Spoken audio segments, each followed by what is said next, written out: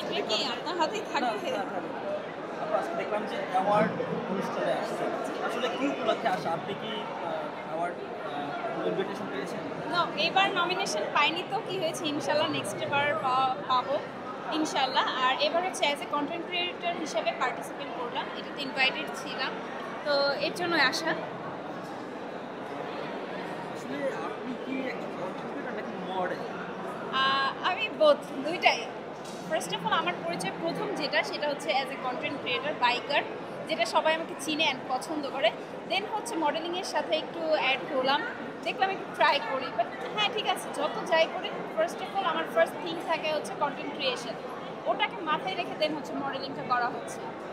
কোনটা বেশি কমফোর্টেবল লাগে?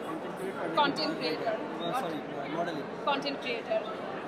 কার অনুপ্রেরণা আসলে মডেলিং এ এইখানে আসা বা মডেলিং এ আসা? কার প্রেরণাতে? আমি একজনের নাম না নিলেই নয়, সাকিব সনে।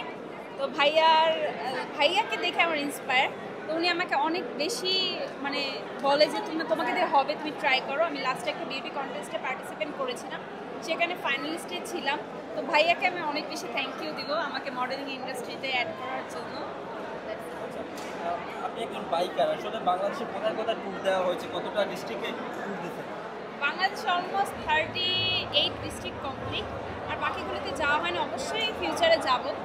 আর অলমোস্ট ফেমাস যতগুলো ডিস্ট্রিক্ট আছে সেগুলো সবগুলোতেই যাওয়া হয়েছে।